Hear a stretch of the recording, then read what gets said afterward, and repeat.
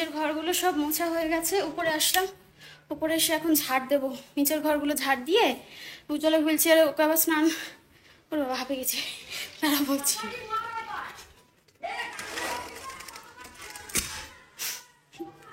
আবার শুরু করেছে এত চিল্লামিল্লি। নিচের ঘর আগেই ঝাড় দিয়েছিলাম, ওকে বাথরুমে বসিয়ে ঝাড় দিয়ে নিয়েছি। এই এখন হুইল চেয়ার ঢুকে মুছলাম। এ দেখো টগর গাছটা কি সুন্দর ফুল ফুটেছে, দেখেছ? এই দেখো অনেকগুলো ফুল ফুটেছে। এই গাছটা যদি নিচে বসাতে পারতাম মাটিতে বেশ ভালো হতো। আজকে আমার এনার্জি নেই গাছ লাগানোর মতো, ভীষণ লো আছি, লো আছি। সব গাছগুলোতে জল দিলাম, আমার ব্যালকনিতে যেখানে যত গাছ আছে সবে জল দিলাম।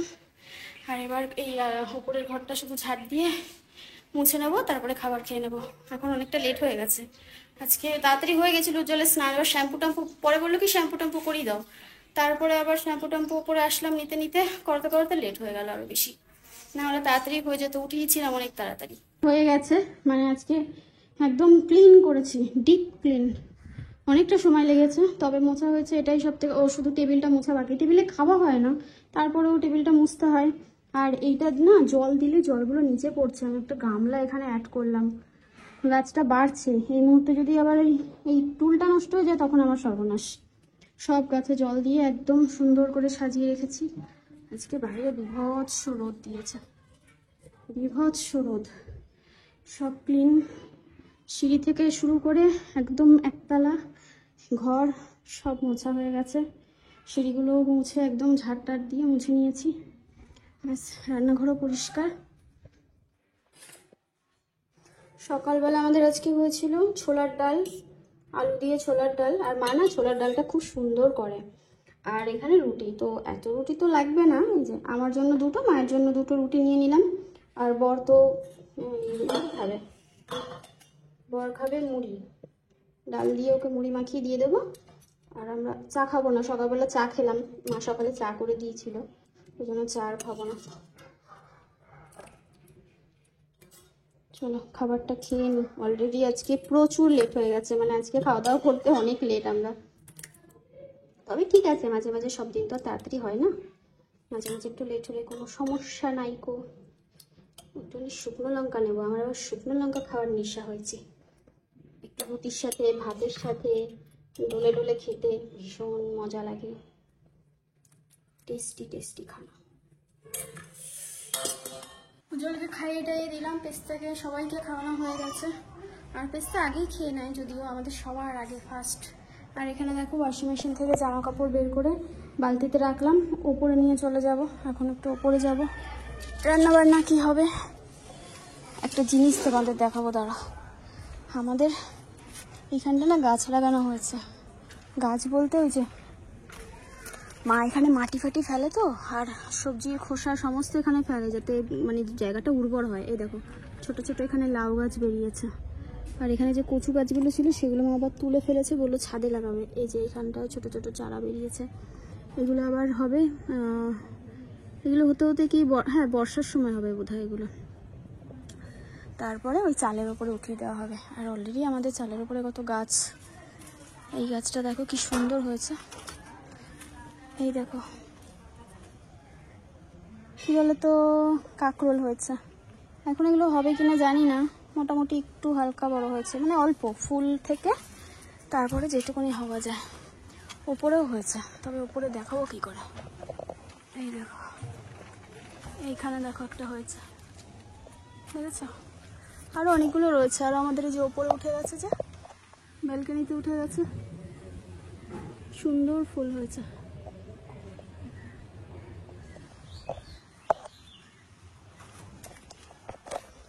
এই হচ্ছে গাছপালার আপডেট, যেটা তোমাদেরকে দিয়ে দিলাম। কোয়েল গেছে ওর মাকে খাবার দিতে, চলে আসবে এক্ষুনি। আমি এখন যাবো ওপরে, মেয়েকে স্নান করাবো, দেখি রান্নাবান্না যদি মা না পারে তাহলে আমাকে করতে হবে। আর তারপরে ওইদিকে আমার একটা আলু গাছ হয়েছে, এই দেখো একটা আলু গাছ। এটা কি আলু বলো তো, কমেন্ট করে জানাও। পুরো পান পাতার মতো লাগে দেখতে। এইখানে একটা হয়েছে, কি হাওয়া, কি হাওয়া! আমাদের এই জায়গাটাতে প্রচণ্ড হাওয়া দেয়।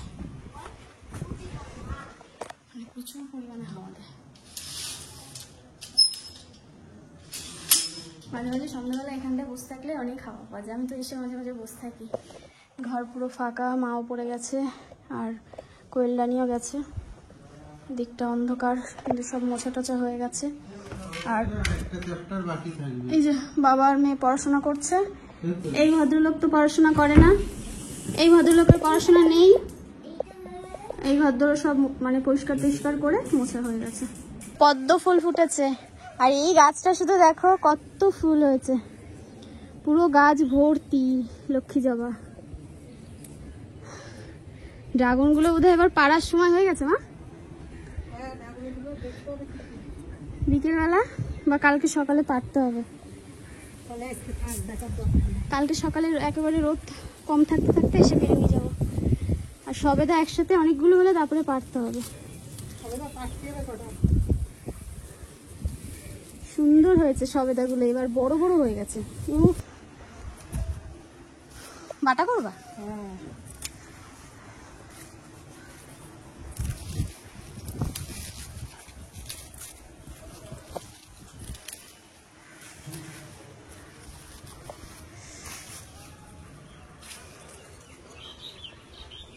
এই গাছটা কত সুন্দর হয়েছিল, কেমন যেন হয়ে যাচ্ছে।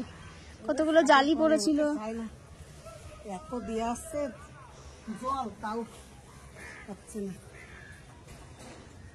সত্যি মানে ছাদের ওপরে কোনো জিনিস না খুব হতে চায় না সহজে।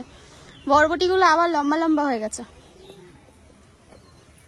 চলো বরবটিগুলো পেরে নিয়ে যাই।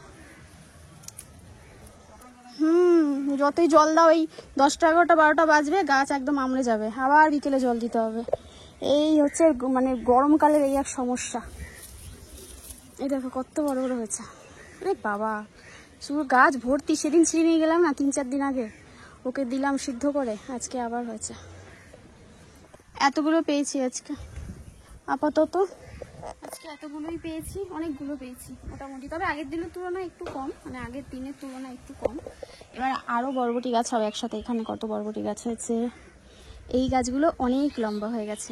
এখানে এই যে বরবটি গাছগুলো, এই দেখো ঠিক আছে কত লম্বা হয়ে গেছে।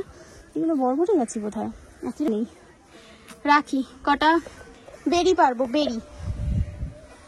আমি ভাবছি একটা রিলস ভিডিও করবো। বেরিগুলো তো আমাদের কেউ খায় না, বেরিগুলো খানিকটা পাকা পাকাগুলো পেরে লঙ্কা টঙ্কা দিয়ে মাখবো। এ দেখো কালো হয়ে গেছে একদম। কালোগুলো একটুও টক না, মিষ্টি। একটা পেরে নিয়ে যাই মেয়ের জন্য। স্নান হয়ে গেছে, আর আজকে দুপুরের কি মেনু আছে তোমাদের একবার দেখিয়ে দিই। সেই যে বরবটি গাছ থেকে তুললাম আর কি, সেই বরবটি দিয়ে ডাল। এটা হচ্ছে বিউলির ডাল। এখানে রয়েছে আলু ভর্তা বাবা, আর এটা হচ্ছে সেই পাতা বাটা। কি পাতা বাটা বলো তো? কি পাতা বাটা? ধনে ধনে পাতা বাটা? না না, ছাদের উপরে কি পাতা আছে আমাদের? লাউ পাতা, কুমড়ো পাতা। কুমড়ো পাতা বাটা। তুমি খেতে ভালোবাসছো তো আগে, এখন ভালো লাগে না? ও বাবা, ঠিক আছে। তুই খাবি পাতা বাটা? শুয়ে পড়। ভাত খাওয়া গেছে, এখন ওখান থেকে জল টল খেয়ে আসলো, লেজ নাড়তে নাড়তে এখন ঘুমাবে। তখন আর শোবে, জায়গা খুঁজছে। একবার নিচে তো একবার ওপরে।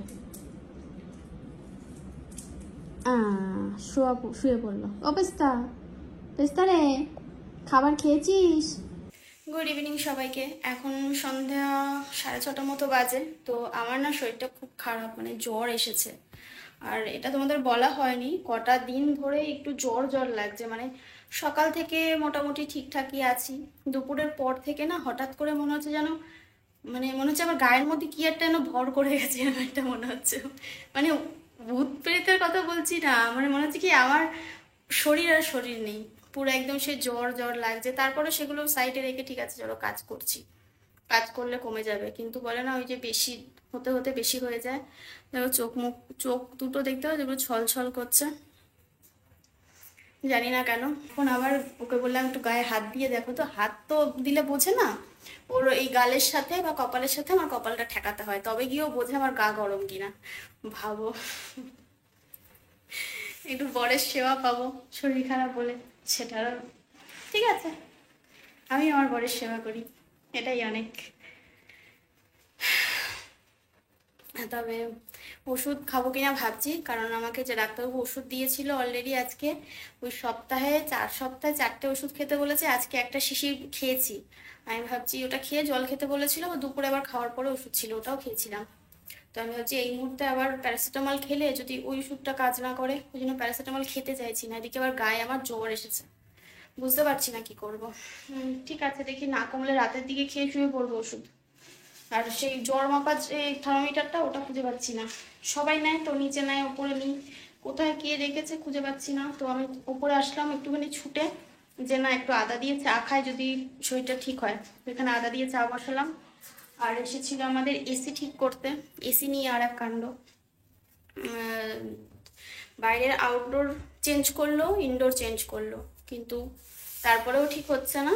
তো তারপরেও ওরা কিছু তো দেখা যাক এবার, কালকে, এখন বলছি না, কালকে দেখা যাক, অবরুজ্জ্বল কথা বলবে, যদি ওরা আবার আসে অন্য কাউকে পাঠায় হেল্প করার জন্য, মানে এটা ঠিক করার জন্য।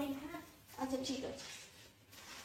তো তারপরে কোয়েলকে পাঠিয়েছিলাম একটুখানি ওই চিনি আর বিস্কুট আনতে, বললাম যে আমার একটু এনে দে, কারণ দাদা এসছে তো সারাদিন পর কাজবাজ করে, দাদাও এই এসি ঠিক করবে বলে, লোকগুলো এসছে বলে দাদাও এসছে, কারণ আমরা তো সব বুঝবো না অত, এবার সব কিছু তো দাদাকেও লাগে, বুঝতেই পারছো, বাড়িতে একটা ছেলে মানুষ, বলতে উজ্জ্বল তো কিছু করতে পারবে না, দাদাকে তো সব কাজেই লাগে আমাদের। তো জন্য দাদা এসেছে, সারাদিন খাটাখাটনি করে, দিদিও খাটাখাটনি করেছে, দাদাও তাই। আর দিদির ভিডিওতে দেখলাম অনেকেই নাকি দিদিকে কমেন্ট করেছে আমি দিদিকে রুটি বানিয়ে দিচ্ছি। আমি কিন্তু কখনোই ভিডিওতে বলিনি যে আমি রুটি বানিয়ে দিচ্ছি, বিশ্বাস করো।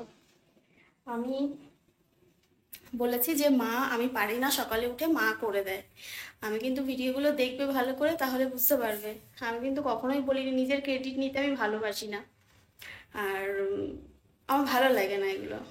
তো মানে কিন্তু এইভাবে বলো না যে আমি রুটি করে দিচ্ছি, আমার পক্ষে সম্ভব নয় সকালে উঠে করে দেওয়া, কারণ অনেক, ওরা যখন ঘুমিয়ে পড়ছে আমি লাইট অফ, নিচে নিচে বলছি, দিদি জানে, আমি ওদের বলছি ধরো লাইট অফ করে শুয়ে পড়, আমি ওপরে গিয়ে ভিডিওর কাজ করে আসি, 2টো 1টা 1:30টার সময় গিয়ে আমি শুচ্ছি। তো তারপরে শুতে শুতে আরও আধা ঘন্টা, ধরো একটা ভিডিও দেখলাম, ওই সারাদিন পর একটা ভিডিও দেখলাম, আমার আবার আধা ঘন্টা গেল, শুতে শুতে 2টো 2:30 বেজে যায়। সকালবেলা ভোরবেলা উঠে রুটি তরকারি করে দাও আমার পক্ষে সত্যিই সম্ভব না, আমি পারি না করতে, আর আমি করেও দিই না, মা করে দেয়। আমি বলেওছি তোমাদের, তারপরে ওই কমেন্টগুলো কেন করো আমি বুঝি না। তবে আমার খুব ভালো লাগছে, ওদের অনেক কষ্ট পেয়েছে, অনেক খারাপ দিন গেছে, তবে সেই সমস্ত কিছু পার করে যে একটা ঘর তৈরি করতে পারছে, এটা আমার খুব ভালো লেগেছে। ওদের এই ঘর তৈরি করার পেছনে অনেক কাহিনী আছে, অনেক অজানা, অনেক চোখের জল, অনেক কষ্ট আছে। তো সেগুলো না হয় তোমরা নাই জানলে, তবে ভালো মুহূর্তটা দেখো, ভালো মুহূর্তের সাথে থেকো, ওদের সাথে থেকো, আমি এটাই চাইবো। আর কোয়েল অনেক বড় হোক, অনেক ভালো থাক, ওরা দুজনেই ভালো থাক। আর আমি সবসময় বলবো যে আমার তো দিদি আছে, আমি ছোটদিকে নিজের দিদির মতনই ভালোবাসি, ছোটদি আমাকে নিজের বোনের মতন ভালোবাসে, সমস্ত কিছুটাই দুজন দুজনকে শেয়ার করি। থাকবো সারা জীবন যদি আমার সাথে সম্পর্ক ভালো রাখে, বোন হিসাবেই থাকবো। মাঝখানে অনেক কিছু ঘটে গেছে, যেগুলোই যে বললাম সেগুলো তোমরা নাই যে মানে জানলে, ভালো মুহূর্ত ভালো কথা বলেই জানো জীবনের, ভালোবেসো। অনেক কষ্ট পেয়েছে, তবে আজকে যে এই যে ভালো দিনটা দেখতে পাচ্ছে, এটা আমার ভেবেই মানে সত্যি আমার কান্না পাচ্ছে, ভীষণ খুশি আমি, যে আসলে কোয়েলকে তো খুব ভালোবাসি। তো সেই জায়গা থেকে আমি চেয়েছিলাম যে অবশ্যই ওদের একটা ভবিষ্যতে কিছু হোক, কারোর কাছে যেন লাথি না খেতে হয়। দিদিও খেয়েছে, আর ওই মেয়েটারও যেন সেই রকম কোনো দিন না আসে।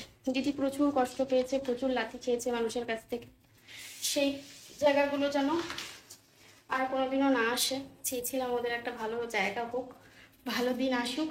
আজকে দেখো ভগবান ঠিক, আমি বলেছিলাম দিদি সহ্য করো, ভালো দিন কিন্তু তোমারও আসবে, ভগবান ওর থেকেও ভালো দিন ভালো জিনিস তোমার জন্য লিখে রেখেছে, তুমি সেটাই পাবে। অপেক্ষা করেছে সেই মুহূর্ত, সেই রাতগুলো খুব কষ্টে কেটেছে, আমরা ছিলাম সেই মুহূর্তে, পাশে ছিলাম, আমরাও কষ্ট পেয়েছি, আমরাও কেঁদেছি, কিন্তু তারপরে ওই যে বলেছিলাম অপেক্ষা করো ভালো দিন আসবে, সেই ভালো দিনটা অনেক তাড়াতাড়ি এসে গেছে, অনেক তাড়াতাড়ি। এরপরে গৃহপ্রবেশ হবে, ছাদ ঢালাই হবে, আমি ভীষণ এক্সাইটেড। আমি সত্যি খুব খুব ভালো লাগছে, খুব খুব খুশি ভেতর থেকে। এই যে চা করা হয়ে গেছে, চা ঢেলে নিলাম, চা করেছি। আর বিস্কুট এনে পয়সা ফেরত দিয়েছে, একটা নোট দিয়েছে ছেঁড়া। কি ভাবো, আবার সেটাকে পাল্টাতে গেল, ওখানে থাক।